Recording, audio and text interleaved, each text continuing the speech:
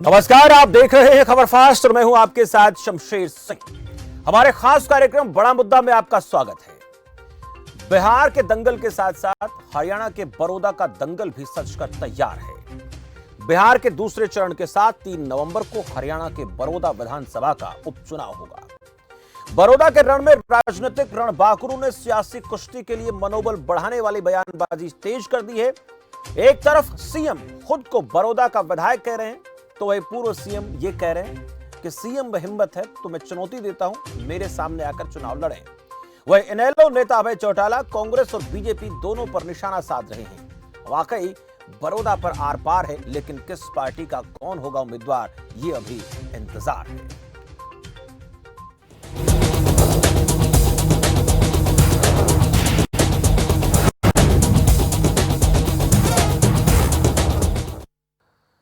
सियासी खेल में जीतने के लिए सियासत के योद्धा एड़ी चोटी का जोर लगा देते हैं, लेकिन जीत उसी की होती है जिसके साथ जनता जनार्दन होती है।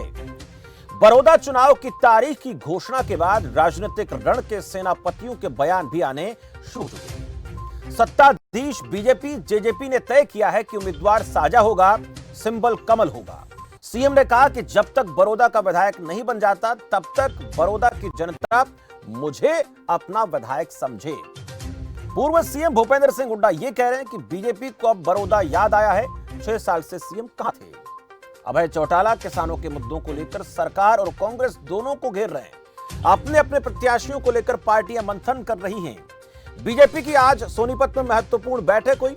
वहीं कांग्रेस के पास भी 2 दर्जन से ज्यादा दावेदारों की लिस्ट पहुंच चुकी है और इतनी ही दावेदारों की लिस्ट बीजेपी के पास भी पहुंची है, लेकिन उम्मीदवार का ऐलान अभी किसी पार्टी की तरफ से नहीं किया गया है।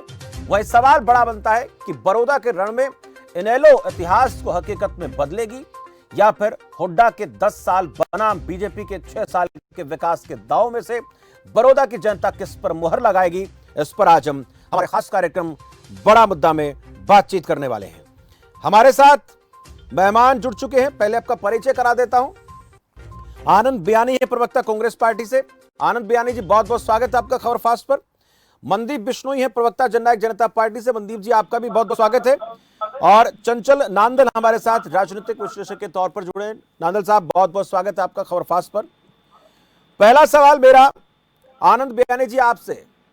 एक तरफ तो हरियाणा के मुख्यमंत्री ये कहते हैं कि जब तक बड़ौदा का विधायक नहीं चुना जाता तब तक मैं ही विधायक हूं, मुझे विधायक आप समझिए। आप लोगों को किसी प्रकार से घबराने की जरूरत नहीं है, क्योंकि मेरे द्वारा विकास के कामकाज पहले भी किए गए हैं और अब आप लोगों के लिए विकास का कोई काम करेगा तो वो भारतीय जनता पार्टी कर सकती है। ये 6 साल के विकास के दावों की बात बीजेपी करती है, आप लोग अपने 10 साल के विकास की बात करते हैं। ये 6 साल का विकास की बात होगी, 10 साल के विकास की बात होगी, या फिर इंडियन नेशनल लोकदल पार्टी ये कहती है कि हमारी विचारधारा चौधरी देवीलाल की विचारधारा है, वो सोच इस चुनाव में जीतेगी। बड़ा हास्यपर सा जवाब है मुख्यमंत्री का। 6 साल के अंदर जिस मुख्यमंत्री ने बड़ौदा की तरफ मुंह करके भी नहीं सोए और वो कहते हैं मेरे को विधायक समझे जी, आज वो अपने आप को विधायक की बात करते हैं। 6 साल वो कहां थे, ये बड़ौदा की जनता भली भांति जानती है। और इस प्रकार का मुख्यमंत्री जहां पे वोट मांगने के लिए जा रहे हैं, पिछले 6 साल के अंदर कितने घोटाले इन लोगों ने यहाँ पे किए हैं। कि शराब घोटाले की बात करें, कि रजिस्ट्री घोटाले की बात करें, कि धान घोटाले की बात करें, कि खनन घोटाले की बात करें, कि एलईडी बल्ब घोटाले की बात करें, कि रोहतक माइनिंग की घोटाले की बात करें और रोहतक पार्किंग घोटाले की बात करें, कितने घोटाले इन्होंने प्रदेश में किए हैं। और अभी जो हालात जो किसानों के हैं, पूरे प्रदेश में, पूरे देश के अंदर किसान सड़कों पर है, केवल एक ही मांग के लिए कि विधायक जो पास कर दिए ठीक है, खाली एमएसपी रेट की लाइन उसमें डाल दिए जाए। और उस पर मोदी जी अड़े हुए हैं। और आज हमने तो बिल्कुल क्लियर कर दिया, जहां जहां भी प्रदेशों में कांग्रेस की सत्ता है वहां पर ये विधायक नहीं लागू करेंगे, ये हमने क्लियर कर दिया। और जैसे ही हम सत्ता में आए सेंटर में, इन विधायकों को कैंसिल करेंगे। एमएसपी रेट पे फसल होनी चाहिए और कम से कम एमएसपी रेट की लाइन उसमें डलनी चाहिए। और इस पर आज वोट मांगने की है, मजदूर हड़ताल पर है, जेबीटी टीचर पे हड़ताल पे बैठा है, आशा वर्कर कर्मचारी हड़ताल पे बैठे हैं, व्यापारी बेघर हो रहे हैं। तो इस तरह से लाठीचार्ज किया गया और ये लोग इनको मुंह की दिखाएंगे, इनको पता लग जाएगा किस प्रकार से को मूर्ख बनाया जाता है। ये बड़ौदा आईना दिखाएगी और मैं ये दावे के साथ कहता हूं भारी बहुमत से कांग्रेस वहां से विजयी होगी। ठीक है मनदीप बिश्नोई जी, आपकी पार्टी का साझा उम्मीदवार जननायक जनता पार्टी और बीजेपी का होगा, सिंबल कमल का होगा, लेकिन अभी यह तय नहीं हुआ है कि उम्मीदवार कौन उतारेगा। जननायक जनता पार्टी की तरफ से होगा, बीजेपी की तरफ से होगा। सिंबल जरूर तय हो गया है, कल बैठक में आप लोगों ने तय करवा दिया है कि ये होगा। दूसरा ये कि अगर वाकई में ये विकास की लड़ाई है तो क्या ये विकास की लड़ाई 10 साल के विकास की लड़ाई होगी, 6 साल के विकास की लड़ाई होगी। और आप लोग ये कहते हैं कि चौधरी देवीलाल की विचारधारा हमारे साथ है। अगर वो विचारधारा आप लोगों के साथ है तो फिर आपको इस चुनाव में जीत मिलनी चाहिए। इंडियन नेशनल लोकदल कहती है हमारे साथ है तो फिर उन्हें जीत मिलनी चाहिए। क्या कहेंगे? शमशेर जी, जननायक चौधरी देवीलाल जी की विचारधाराओं को आधारित मान करके जननायक जनता पार्टी का गठन हुआ था और इसी वजह से पिछले चुनाव में जो मात्र 10 महीने में 16% वोट इस पार्टी को मिले और आज जनता के आशीर्वाद से वो हरियाणा प्रदेश के उप मुख्यमंत्री दुष्यंत चौटाला जी जननायक चौधरी देवीलाल जी के आशीर्वाद से रही बात। दूसरी, मैं बड़ौदा की जनता को शुभकामनाएं देना चाहता हूँ आपके चैनल के माध्यम से कि आखिरकार उन्हें एक जनप्रतिनिधि मिलने वाला जिसे वो चुनेंगे और निश्चित तौर पर जो सरकार जो चुनाव लड़ती है वो विकास के मुद्दे पर लड़ती है और विकास के मुद्दे पर ही जनता उन्हें वोट देगी और निश्चित तौर पर वहां से गठबंधन का उम्मीदवार विजयी होगा। अब आनंद जी ने बड़ी बात कही कि घोटाले पे घोटाले उजागर हो रहे हैं। आनंद जी, घोटालों की परिभाषा क्या होती है शायद आपको पता नहीं है। घोटालों की परिभाषा वो होती है जब विपक्ष का कोई आदमी सरकार के द्वारा किए गए कार्यों को उजागर करे आरटीआई के माध्यम से या किसी अन्य माध्यम से, वो कहता है कि विपक्ष ने घोटाला उजागर किया। ये वो घोटाले जिनका आप नाम दे रहे हो वो विपक्ष ने उजागर नहीं किए, वो सत्ता में बैठे हुए हमारे लोगों ने स्वयं उजागर करके अधिकारियों के माध्यम से उजागर करवा करके उनके खिलाफ कार्रवाई की जा रही है। ये निश्चित तौर पे है। घोटाला नहीं दिया। आनंद बयान इंतजार कर घोटाला वो था जो 25,000 एकड़ किसानों की जमीनों को आपने छीन करके सोनिया गांधी जी के दामाद को तस्तरी में सजा करके दे दी। विधानसभा में दुष्यंत चौटाला जी ने हुड्डा साहब को बड़ा अच्छा जवाब दिया कि दामाद की जो बात कर रहे हैं 6 साल के अंदर आपने बड़ा जोर उनको दोषी ठहराने के लिए आपको क्योंकि कोई गमन हो ही नहीं। जनता अच्छे तरीके से जान चुकी है और भूपेंद्र सिंह जी हुड्डा को भी अपनी लोकप्रियता का इतना ही है वो परिवार से किसी को चुनाव लड़ा करके देख ले, वो जनता वहां पर जवाब दे देगी। आज कांग्रेस के पास उम्मीदवार का टोटा मुझे नजर आ रहा है। मनदीप जी, मेरी ओपन चैलेंज है। मैं कहता हूं मनोहर लाल खट्टर वहां से चुनाव लड़के देख ले, दोपहर में हुड्डा साहब भी चुनाव लड़ेंगे, विधानसभा का चुनाव है उसके अंदर से गठबंधन का उम्मीदवार भारी बहुमत से जीत करके निकलेगा। आपने एमएसपी का जिक्र किया, एमएसपी पे गेहूं खरीदी गई, एमएसपी पे आज धान की खरीद हो रही है, एमएसपी पे सीसीआई खरीद रही है कपास की, एमएसपी पे कौन सी चीज नहीं खरीदी जा रही। हरियाणा प्रदेश के अंदर अगर हिंदुस्तान के औसतन जिक्र करें तो हरियाणा प्रदेश में सबसे ज्यादा जो फसल है वो एमएसपी पे खरीदी जा रही है। आपकी राजस्थान में सरकार है, वहां पे बाजरा तोड़ियों के भाव बिक रहा है, यहाँ 21 रुपए में एमएसपी सरकार खरीद रही है। जो लक्ष्य एमएसपी पे खरीदने का सरकार ने निर्धारित किया है उस लक्ष्य को हासिल सरकार अवश्य करेगी। आप पीछे का रिकॉर्ड उठा करके देख लीजिए। क्यों नाराज क्यों है विधायक नाराज क्यों है बीजेपी के? कोई विधायक नाराज नहीं है और अपने परिवार के अंदर थोड़ी बहुत नाराजगी चलती रहती है। बच्चा अगर अपने घर के अंदर अपने मुखिया से नाराजगी जाहिर नहीं करेगा तो वो किससे करेगा? बाहर आकर क्यों व्यक्त करते हैं सर? बाहर आकर क्यों विधानसभा के बाहर धरना देने लग जाते हैं कि मंडियों में हालात ठीक नहीं है? मनदीप बिश्नोई जी, मेरी आवाज आ रही है आप तक? मनदीप जी, चलिए संपर्क नहीं हो पा रहा। मनदीप जी के पास लौटेंगे तो बातचीत करेंगे इस बारे में। सुखवंत सिंह भी हमारे साथ जुड़े हैं, प्रवक्ता इंडियन नेशनल लोकदल से। सुखवंत जी, बहुत बहुत स्वागत है आपका। नमस्कार शमशेर भाई। सुखवंत जी, बात हो रही आज 10 साल के विकास की, 6 साल के विकास की, या फिर चौधरी देवीलाल की विचारधारा के उस इतिहास की जिसको लेकर आप लोग दावा करते हैं कि हम जीतेंगे? क्या कहेंगे? शमशेर भाई, सबसे पहले तो आपका धन्यवाद कि आपने मेरे को अपनी बात रखने का मौका दिया। बिल्कुल सर। जहां तक आपने विकास शब्द के ऊपर जो स्टेप डाला कि 10 साल का विकास, 6 साल का विकास, ये शब्द गलत है। 10 साल का दावा करते हैं सर, इसलिए मैंने कहा दावा करते दोनों हाँ, पार्टी। मैं 6 साल का विनाश और 10 साल का विनाश, आपकी बहस के शब्द ये होने चाहिए। अब शमशेर जी, आप देखेंगे कि आज के दिन किस प्रकार से किसान परेशान और परेशान होकर के प्रदेश की सड़कों पे खड़ा है। और इन लोगों ने क्या किया कि बीजेपी, और अभी मैं थोड़ा सा जेजेपी के प्रवक्ता मेरे बहुत ही योग्य साथी मनदीप बिश्नोई को मैं सुन रहा था, वो कह रहे थे कि कांग्रेस ने, हुड्डा साहब ने कौड़ियों के भाव दे दी। तो मनदीप बिश्नोई जी, क्या हुड्डा साहब ने गलतियां की? उन्होंने किसानों को मारा, कांग्रेस ने मारा, तो क्या आपको भी अधिकार मिल गया? क्या इस बात का लाइसेंस मिल गया? क्या आप भी मारोगे? असल बात शमशेर भाई ये है कि दोनों के पास ही कोई रोड मैप नहीं है, कोई ऐसी चीज नहीं है जिसको ये बता पाए कि हमने इस प्रदेश के किसानों के लिए ये किया। इसलिए एक दूसरे पर आरोप लगा करके ये लोग इस प्रेजेंट सिचुएशन से बचना चाहते हैं।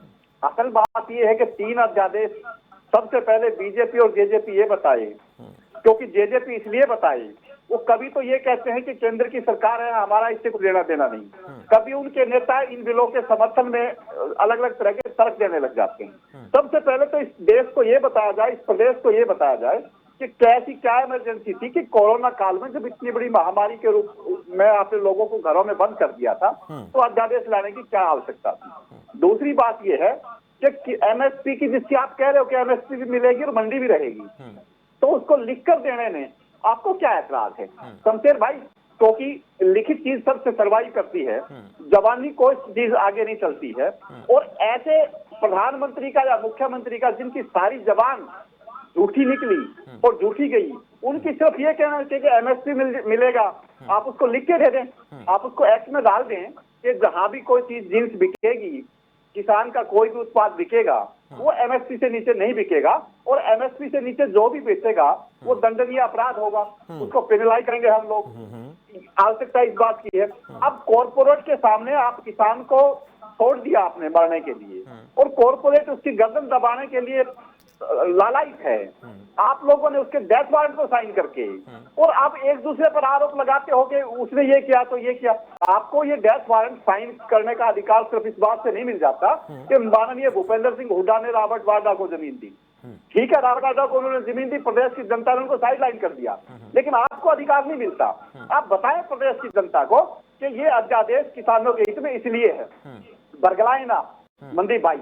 और जेजेपी का सबसे ज्यादा इसलिए वो मॉरल इनकी, क्योंकि बीजेपी में तो कहीं पे कोई किसान की तो बात समझने वाला नहीं है। ये लोग एबीसी नहीं जानते, ना इनके प्रदेश अध्यक्ष जानते, मुख्यमंत्री जी की तो बात ही छोड़िए आप, तो उन लोगों से तो कोई उम्मीद हम नहीं कर सकते। लेकिन जेजेपी किसानों के सेंटिमेंट्स को बहका करके आई है, उसका सबसे ज्यादा कर्तव्य बनता है कि उन अध्यादेशों पर ये बताए किसानों को कि ये आप लोगों के लिए। ठीक है सुखवंत सिंह जी, मैं जवाब लूंगा, लेकिन उससे पहले नांदल साहब के पास जाऊंगा। चंचल नांदल जी, आपने सभी को सुन लिया, तीनों पार्टियों को सुन लिया, सरकार को सुन लिया, विपक्ष को सुन लिया, इनेलो को सुन लिया, किसी ने बड़ौदा की सुध ली क्या? देखिए शमशेर जी, मैं 2-3 चीजें आपको बताऊंगा सिलसिलेवार जी। तीनों पार्टियों के मेरे साथी बैठे हैं यहाँ पे। पहली बात तो ये एकमात्र बड़ौदा का पहला ऐसा उपचुनाव है हरियाणा में जिसमें किसी भी पार्टी के पास ऐसा कैंडिडेट नहीं है जिसको आगे करके चुनाव में आए। कोई पार्टी, कांग्रेस की बात, सबसे पहले मैं कांग्रेस की बात करता हूँ जी। कांग्रेस के पास अपना खुद का कैंडिडेट नहीं है, वो बाहरी कैंडिडेट था। और हल्के के लोग जो कांग्रेसी हैं वो भूपेंद्र हुड्डा शैलजा को ये कह रहे हैं कि आप लोग जो है हल्के का कैंडिडेट दें। कांग्रेस के पास हल्के का कोई मजबूत कैंडिडेट नहीं है, क्योंकि आपकी जो डिबेट है बड़ौदा हल्के को लेके है। बयाने जी सुने। दूसरी बात मैं बताऊंगा, जो भारतीय जनता पार्टी के पास कपूर नरवाल थे वो साइलेंट है, वो भारतीय जनता पार्टी किसी भी कार्यक्रम में नहीं जा रहे, वो दूर है इलेक्शन से। उनकी सिर्फ भूपेंद्र हुड्डा से बातचीत हो चुकी है और वो किसी भी वक्त कांग्रेस में जा सकते हैं या नहीं भी जा सकते, अभी कुछ उनका क्लियर नहीं है। जो योगेश्वर दत्त है वो हारे हुए हैं। अभी अब मैं करता हूँ जेजेपी की बात। जेजेपी के जो कैंडिडेट थे पिछली बार, भूपेंद्र मलिक, उनका अपना खुद का वोट बैंक था। जेजेपी का उस बड़ौदा इलेक्शन से जो 32,000 वोट भूपेंद्र मलिक के खाते में आए थे, वो भूपेंद्र मलिक के खुद के थे। वो कांग्रेस से कैंडिडेट थे, कांग्रेस ने उनको टिकट नहीं दी। एन वक्त पे जेजेपी ने उनको कैच कर लिया। वो बहुत मेहनत कर रहे थे। रही बात इंडलो की, इंडलो के कैंडिडेट के पिछले बार सिर्फ 3200 वोट आए थे। तो अब ये आप खुद देख लीजिए ये पार्टियां कहाँ खड़ी हैं सारी। तो ऐसा उपचुनाव है ये कि किसी भी पार्टी के पास ऐसा मजबूत कैंडिडेट नहीं है कि जिसको तुरंत हार दें। इसलिए आप देखना सारी पार्टियां जो कैंडिडेट है वो लास्ट मोमेंट पे उतारेंगी, एक दूसरे का इंतजार करेंगी कि भाई ये कैंडिडेट अगर इसको कांग्रेस ने टिकट नहीं दी वो उसको कैच कर ले, जिसको बीजेपी ने टिकट नहीं दी उसको कैच कर ले। तो मेरा इसमें ये मत है कि बड़ौदा चुनाव एक ऐसा दिलचस्प चुनाव बनने वाला है आने वाले वक्त में, जिसमें किसी पार्टी का खुद का कैंडिडेट होने ही नहीं वाला।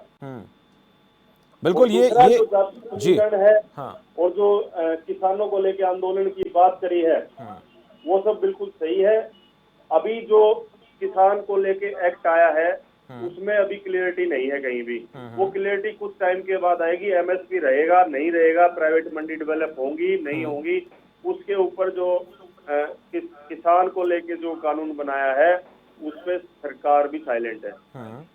तो शमशेर जी इसमें मेरा कहना ये है कि बड़ौदा उपचुनाव में अभी खिचड़ी बनी हुई है, लेकिन हाँ सबके लिए नाक का सवाल है। अगर हम बात करें कांग्रेस की, तो कांग्रेस के पास जो है, अगर कांग्रेस को अपनी ये सीट लूज करती है किसी भी उससे, तो यहाँ जो रोहतक सोनीपत झज्जर बेल्ट है वहाँ भूपेंद्र हुड्डा का वर्चस्व कम होगा। और अगर हम बात करते हैं भारतीय जनता पार्टी की, क्योंकि इतिहास में 90-95% ऐसा रहा है कि जिस पार्टी की सत्ता रही है उसी पार्टी का बाय इलेक्शन कैंडिडेट जीतता है। अगर बीजेपी हारती है किसी वजह से तो बीजेपी के लिए एक नुकसान भी होगा और आगे के लिए मैं कहूंगा कि मुश्किल भरा समय होगा सत्ता में रहते हुए भी। जी ऐसा भी हो सकता है कि भारतीय जनता पार्टी जेजेपी वाले कैंडिडेट को अपने सिंबल पे लड़वा दे पिछले वाले को, क्योंकि ये जो बड़ौदा चुनाव क्षेत्र है ये जाट बहुल्य है। और बीजेपी आप देख रहे हैं कि जो इलेक्शन 2019 में हुआ उस इलेक्शन में बीजेपी जाटों से मात खाई हुई है। और इसमें बीजेपी आप देखा कि ओम प्रकाश धनखड़ जी को अध्यक्ष बनाया गया और अब कोशिश ये करेगी बड़ौदा में किसी जाट को लड़वाए, लेकिन जाट कैंडिडेट कपूर नरवाल था, वो उनके पास आ नहीं रहा किसी भी उसमें। तो इसमें मेरा मत ये है शमशेर जी के ये सब चीजें देखते हुए हर पार्टी को चौकन्ना हो गया अपना कैंडिडेट चुनना पड़ेगा। बिल्कुल ये महत्वपूर्ण रहने वाला है। अब मैं नांदल साहब आपने जो बातें बताई इन पर भी जवाब लूंगा, लेकिन अब एक एक करके सबसे जवाब लेता हूं। मैं बयानी साहब आपसे पूछूंगा, एक तरफ तो आप ये कहते हैं कि सीएम मैदान में आ जाएं, उधर से भूपेंद्र सिंह हुड्डा मैदान में आ जाएं। ये सवाल जब पूछा जाता है भारतीय जनता पार्टी से तो एक बात कहती है कि हमारा सामान्य कार्यकर्ता भी बहुत है, भूपेंद्र सिंह हुड्डा मैदान में आ जाएं। तो क्या ये माना जाए ये लड़ाई भूपेंद्र सिंह हुड्डा की लड़ाई है और इस लड़ाई में अगर कांग्रेस पार्टी को शिकस्त मिलती है तो ये सीधा सीधा मैसेज जाएगा कि हुड्डा अपने गढ़ में हार गए, खुद हार गए, और इससे कांग्रेस पार्टी के अंदर जो उनकी एक छवि है उसके ऊपर असर पड़ेगा, ये माना जाए? शमशेर जी पहले तो मैं इसमें थोड़ा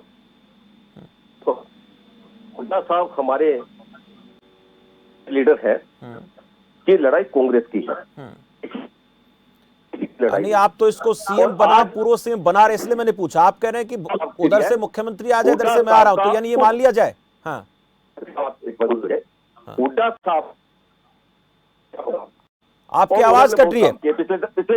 आनंद बयानी जी आपकी आवाज कट रही है, एक बार ठीक करा लेते, तकनीकी दिक्कत है। तब तक मैं मनदीप बिश्नोई जी से जवाब ले लेता हूं। मनदीप बिश्नोई जी, जो बातें चंचल नांदल जी कह रहे हैं उन बातों में कहीं ना कहीं ऐसा प्रतीत हो रहा है कि उन पर मुहर लग सकती है, क्योंकि आप लोगों की कल मुलाकात में मीटिंग में यही निर्णय निकला कि सिंबल बीजेपी को होगा, उम्मीदवार किसी भी पार्टी का हो सकता है। दूसरी बात ये कि अगर यहां से चाहे पार्टी का कोई भी प्रत्याशी क्यों ना उतरे, ज्वाइंट जो आप लोगों का कैंडिडेट होगा, अगर उसमें अपेक्षा के अनुकूल आप लोगों को परिणाम नहीं मिलते तो ये मान लिया जाए कि यहां पर जो जननायक जनता पार्टी चौधरी देवीलाल की विचारधारा का खुद झंडा बुलंद करने की बात करती है, उसकी शिकस्त है, दुष्यंत चौटाला की शिकस्त है, या दूसरी तरफ मुख्यमंत्री की शिकस्त है। अगर यहां से आपकी पार्टी के प्रत्याशी को जीत नहीं मिलती है, ये मान लिया जाए कि हार है यह सरकार की। शमशेर जी, इफ एंड बट का तो सवाल ही नहीं। चुनाव निश्चित तौर पर भारतीय जनता पार्टी और जननायक जनता पार्टी गठबंधन का उम्मीदवार चुनाव जीतेगा, इसमें कोई दो राय नहीं है। रही बात, मैंने बंदीप जी इसलिए पूछा कि 4 से 5% ऐसा भी होता है कि मुश्किलात हो जाती है सत्ता पक्ष वाले लोगों को, 1% भी नहीं होगी। हाँ, 1% भी नहीं होगी शमशेर जी, 1% भी नहीं। मैं 1% मान ले तो 1% हो गया तो क्या माना जाए? मैं 1% आप मानेंगे नहीं इस बात को? मैं 100% मुझे पता आप लोग स्वीकार नहीं करेंगे, क्योंकि जब तक परिणाम सामने नहीं आ जाते कोई भी पार्टी इस बात को स्वीकार नहीं करती, वो आप भी नहीं करेंगे। लेकिन मेरा काम था सवाल पूछना, अब आप जवाब दें। शमशेर जी, निश्चित तौर पर गठबंधन का उम्मीदवार जीतेगा, हार की कोई गुंजाइश नहीं, क्योंकि कांग्रेस में जो जूतम बाजार है, कांग्रेस में एक दूसरे की लेग पॉलिंग कर रहे हैं। शैलजा जी हुड्डा साहब की लेग पॉलिंग कर रही है, हुड्डा साहब की सारे के सारे मिलकर के लेग पॉलिंग कर रहे हैं कि उनको उनके गढ़ में ढालो। तो जो कांग्रेस की जो जूतम पैजारी है, कांग्रेस की जो पीछे के घोटाले किए हुए हैं, उनको जनता भूली नहीं है, निश्चित तौर पर ऐसा है। आईएनएलडी के पिछले चुनाव में 2500 वोट आए थे, जनता ने उनको बिल्कुल नकार दिया था। ये तो 4 अंकों से 5वें डिजिट में नहीं पहुंचेंगे, ये क्लियर कट बात है। कांग्रेस अपनी जमानत बचा ले तो अच्छी बात है, भारी बहुमत से गठबंधन का उम्मीदवार जीतेगा। अभी सुखवंत भाई ने कहा कि एमएसपी के ऊपर दिया, कानूनों पे जोर दिया कि दुष्यंत चौटाला ही जवाब दें, उनकी मॉरल रिस्पॉन्सिबिलिटी है, ड्यूटी है। आप मीडिया के सामने आकर के दुष्यंत जी ने क्लियर कट ये कह दिया कि मेरे लिए मुख्यमंत्री का पद कोई मायने नहीं रखता, मेरे लिए हरियाणा प्रदेश का किसान सबसे पहले है, किसान को प्राथमिकता है। अगर किसान की फसल का दाना एमएसपी पर नहीं खरीदा जाता है, ये बातें बहुत हो चुकी, मनदीप बिश्नोई जी ये बातें बहुत हो चुकी, मनदीप बिश्नोई जी ये सारी बातें हम लगातार करते रहते चर्चा में। लेकिन अगर मैंने जो कहा 1% अगर उसके विपरीत हो जाता है, अनुकूल नहीं रहता, तो उसमें चर्चा करेंगे। हम चर्चा करेंगे रिजल्ट के बाद, तब क्या इस बात को स्वीकार किया जाएगा ये हार या जीत किसकी है? बयानी साहब जल्दी से आप जवाब दीजिए, मैंने सवाल पूछा था उस सवाल का जवाब दें।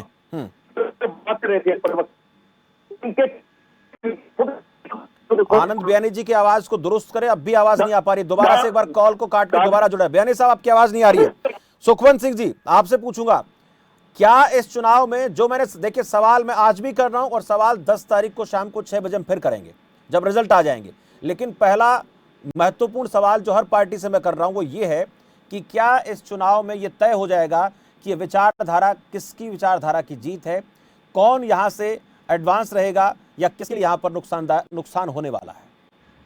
देखो शमशेर भाई, इसमें अभी चंचल लांगल जी ने भी और मनदीप भाई ने भी पिछले आंकड़ों की बात की। राजनीति कोई मैथमेटिक्स नहीं है जहां पे आप स्टैटिक्स की बात करेंगे।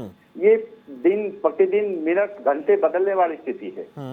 पिछले इलेक्शन की अगर आप बात करें तो किस प्रकार से लोगों की भावनाओं को बहका करके जेजेपी ने चुनाव जीता और उनके उस धोखे की वजह से आज प्रदेश में क्या स्थिति है, और तो क्या ये एक्सपेक्ट यही करते हैं कि जनता इनको दोबारा वोट देगी? वो स्थिति बदल चुकी है। आपने भरोसा दिला दिया जनता को ये? सुखवंत सिंह जी, आप लोगों ने विश्वास दिला दिया जनता को कि दुष्यंत चौटाला ने किसानों के साथ धोखा किया, आप भरोसा दिला चुके हैं, ये मान लिया जाए?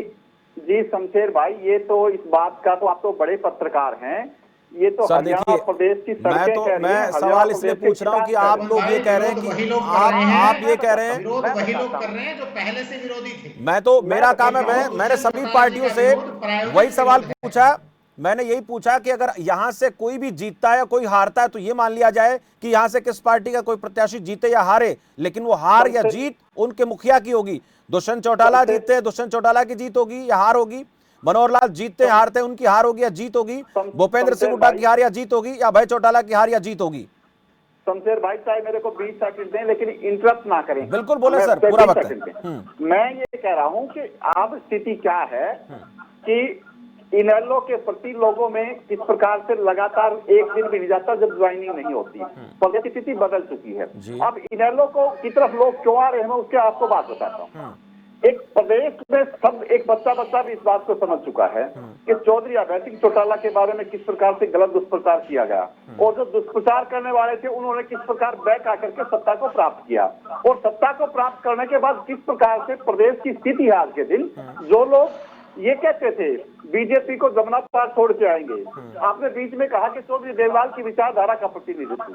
चौधरी देवलाल वो व्यक्ति थे जो कहते थे कि लोकराज लोकलाज से चलता है और उन्होंने वीपी सिंह को सिर्फ इसलिए प्राइम मिनिस्टर बनाया, अपने सर का ताज उनके ताज पे उनके सर पे रखा क्योंकि वो जनता में वायदा करके गए थे। तो ये लोग तो दावा नहीं कर सकते उस बात का। दूसरी बात ये है बीजेपी के शमशेर भाई, एक भी गांव ग्रामीण अंचल इलाका है बड़ौदा का और गांव ग्रामीण अंचल में बीजेपी के प्रति लोग, अब देख लिया जेपी दलाल जी और दूसरे लोगों को किस प्रकार लोग जूते मार रहे हैं जब ये गांव में जा रहे हैं। जूते मारना एक मुहावरा है, इस प्रकार इसके साथ ट्रीट किया जा रहा है। जहां तक कांग्रेस की बात है, कांग्रेस में बहुत डरे हैं और भूपेंद्र सिंह हुड्डा की स्थिति क्योंकि छोटा सा कमेंट, मैं सुखवंत सिंह जी, मुझे रोकना पड़ेगा क्योंकि वक्त सबके लिए बराबर है। किसी को मैंने ज्यादा वक्त नहीं दिया, किसी को कम नहीं दिया। बयानी जी से बात नहीं हो पाई थी। आनंद बयानी जी, मेरा एक सवाल सीधा सा, मैं ये कह रहा हूँ जो हमारे जो बात कर रहे थे प्रवक्ता बात कर रहे हो, जेजेपी के प्रवक्ता जिस तरीके की बात कर रहे हैं, एक ही शब्द में आपको कांग्रेस पार्टी सारी किस प्रकार का हमारे में विवाद नहीं है। आज चौधरी भूपेंद्र सिंह जी हुड्डा और शैलजा की जोड़ी की वजह से हमारे को सीटें आई है और आप ये देखना उन दोनों के तालमेल के कारण ही आज उपचुनाव जो है हम भारी बहुमत से जीतेंगे, उनकी जमात से जब्त कराएंगे। और जब तक मैं जेजेपी की बात करूँ, इनको तो वोट मांग इसने झूठ बोलकर 5100 रुपए की पेंशन के लालच देकर इन्होंने चुनाव जीता। एमएसपी रेट की बात करके बोनस देने की बात पे चुनाव जीता। इस प्रकार के कितने वोट है और ये भी कहा कि व्यापारियों को छोटे किसानों कौन सा वोट है। आनंद बयानी जी, आवाज बहुत सही से नहीं आ पा रही, कुछ तकनीकी दिक्कत है। मैं छोटा सा कमेंट एक बार नांदल साहब से लूंगा। चंचल नांदल जी, ठीक है। चंचल नांदल जी, मैंने वक्त कोशिश बराबर देने की कोशिश की, लेकिन बयानी साहब की आवाज में थोड़ी सी दिक्कत आ रही है। यहाँ पर नाक का सवाल आपने कहा नांदल जी, नाक का सवाल है। ये नाक का सवाल अभय चौटाला के लिए भी है, दुष्यंत चौटाला के लिए भी है, खुद मुख्यमंत्री के लिए भी है और भूपेंद्र सिंह हुड्डा के लिए भी है। यहाँ से नाक, अगर किसी की यहाँ पर हार होती है तो नाक किसकी बचेगी किसकी नहीं, ये महत्वपूर्ण है। छोटा सा कमेंट आपका सर। देखिए शमशेर जी, महत्वपूर्ण मैंने पहले ही बताया कि बाय इलेक्शन महत्वपूर्ण है, लेकिन अपने आप में अगर ये मेरे दोनों तीनों वक्ता कह रहे थे भी कांग्रेस में गड़े हैं, मैं ये कहता हूँ कि बड़ौदा चुनाव को लेके कांग्रेस में कोई गड़ा नहीं है। ये जो बेल्ट है रोहतक सोनीपत झज्जर, यहाँ ना तो शैलजा के पास कुछ है, ना रणदीप सुरजेवाला के पास कुछ है, ना कुलदीप बिश्नोई के पास कुछ है। आप सीधा मानिए कि सीधा भूपेंद्र हुड्डा दीपेंद्र हुड्डा का इलेक्शन है और ये election Deependra Hooda Bhupendra Hooda versus other party election रहेगा। उसमें जेजेपी बीजेपी ने हाथ मिला लिया है, लेकिन हम इसमें ये नहीं कह सकते कि जो जेजेपी की और बीजेपी की जो पुरानी वोट बैंक था 2019 में, वो वोटें इकट्ठी हो जाएंगी, ऐसा कुछ नहीं है। अब तो मैंने आपको जो पहले बताया कि तकरीबन सभी पार्टियों के पास कोई सॉलिड कैंडिडेट भी नहीं है। जिस कैंडिडेट पे जो पार्टी दाव लगाना चाहती है वो उससे फिसल रहा है फिलहाल। कोई बीजेपी में जाना चाह रहा है, कोई बीजेपी वाला कांग्रेस में जाना चाह रहा है और इनलो जो है, इनलो इस इंतजार में है कि इनमें कोई ऐसा कैंडिडेट निकल आए जिसको टिकट ना मिले वो उसको टिकट। बिल्कुल नांदल साहब, रुकूंगा, बिल्कुल रोकना चाहूंगा आपको। बहुत बहुत धन्यवाद आप सभी मेहमानों का इस चर्चा में जुड़ने के लिए, खास कार्यक्रम बड़ा मुद्दा में बातचीत के लिए। चुनाव वाकई में बहुत कांटे का रहेगा। देखिए खबर फास्ट लगातार बता रहा है और नांदल जी भी सीधे तौर पर एक ही बात कह रहे हैं कि नाक की लड़ाई है। सत्ता पक्ष के लिए इसलिए लड़ाई है क्योंकि 90 से 95% जिसकी सरकार होती है वहां उनका उम्मीदवार जीतता है, लेकिन बड़ौदा में अभी इस बात को लेकर स्पष्ट नहीं कहा जा सकता क्योंकि मुकाबला कांटे का रहेगा। दूसरा, भूपेंद्र सिंह हुड्डा के लिए कहा जा रहा है कि गढ़ भूपेंद्र सिंह हुड्डा का है, दीपेंद्र हुड्डा का गढ़ है। अगर यहां से कुछ बात निकलती है, यहां से अगर कुछ अपेक्षा के अनुकूल परिणाम कांग्रेस को नहीं मिलते हैं तो उनके लिए बहुत चुनौतीपूर्ण रहेगा। तीसरा, इंडियन नेशनल लोकदल लगातार कह रहे हैं कि ये विचारधारा देवीलाल की विचारधारा का इलाका है और उस विचारधारा के लोग हमें वोट करेंगे। तो क्या ये मान लिया जाएगा अगर यहां से अपेक्षा के अनुकूल परिणाम इंडियन नेशनल लोकदल को नहीं मिलते तो विचारधारा इंडियन नेशनल लोकदल जो है वो देवीलाल की खो चुकी है? इस पर हम बातचीत आज कर रहे थे। प्रत्याशियों को लेकर इंतजार आपको भी करना पड़ेगा, हमें भी करना पड़ेगा, क्योंकि नांदल साहब ने जैसे कहा कि एक दूसरे का इंतजार कर रहे हैं, इसलिए इनका इंतजार जब खत्म होगा तो फिर हमारा इंतजार जो है आप लोगों का और हमारा इंतजार भी खत्म हो जाएगा। फिलहाल इस चर्चा में मुझे दीजिए इजाजत और आप देखते रहिए खबर फास्ट। नमस्कार।